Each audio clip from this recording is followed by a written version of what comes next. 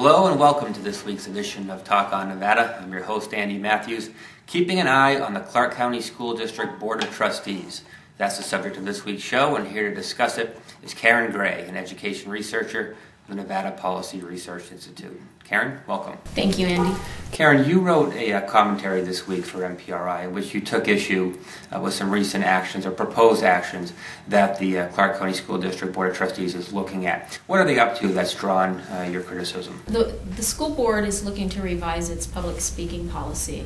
Currently, under their policy, a member of the public can speak on an agenda item or a non-agenda item for that matter, and they're given anywhere from 2 to 3 minutes to speak.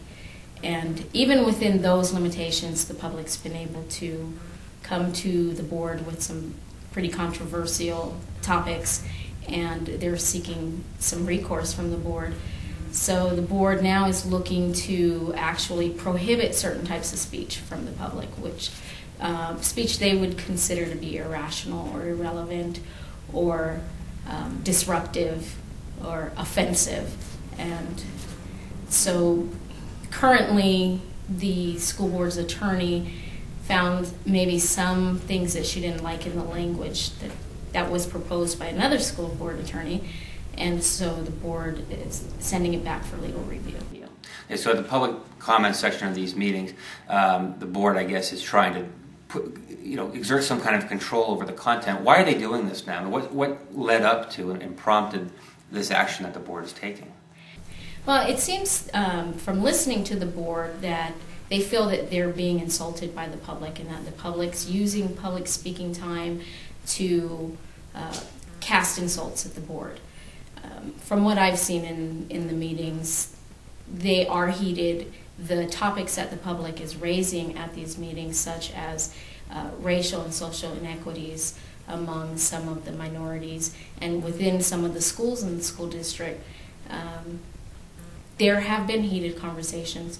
Although I would not classify them as actually throwing personal insults to the board, there have been members of the public saying that certain board members maybe are breaking their campaign promises or shouldn't be reelected, or the superintendent maybe should be fired. But it's all within the context of the discussion of the board. It's probably a fine line too. I mean, in the board's defense, this is a public meeting and they've got an agenda, they've got things that they need to accomplish. Is there really anything necessarily wrong with the board stepping in and saying, look, we're going to have this public comments portion of the meeting, but we want to make sure it's productive, we want to make sure it's not out of control, it doesn't get chaotic. Isn't there something to say for that? I can understand the board needing to keep control over the meeting, but Nevada law already provides opportunity for that.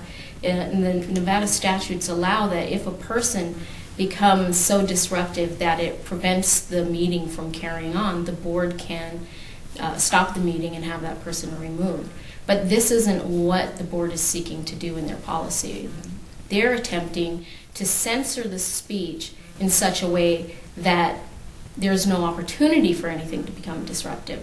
So it's not that something is disruptive and we need to stop it. It's that they make sure that everyone totes a line and nothing controversial. Where does this stand? I mean, you mentioned that this is a policy that's under review.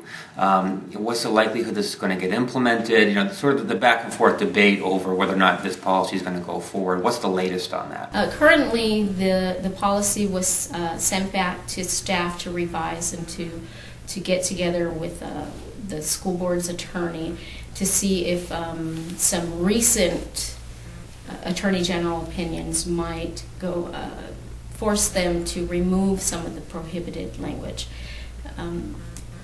It's not clear exactly what the attorneys seen as a problem with the policy, but some of the attorney general opinions would certainly prevent them from prohibiting perhaps certain types of speech.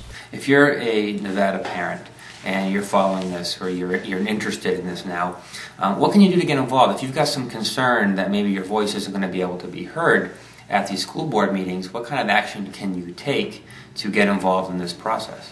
Well, parents can always contact their trustee, their elected official.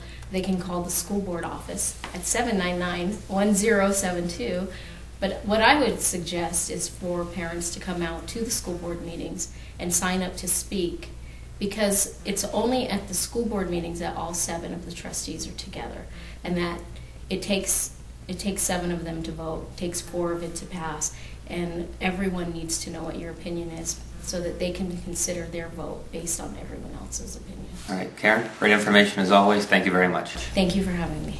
Of course, thanks to all of you for tuning into this week's edition of Talk on Nevada. As always, I invite you to join us on the web at npri.org for more information on this topic. Thanks very much, and we'll see you next time.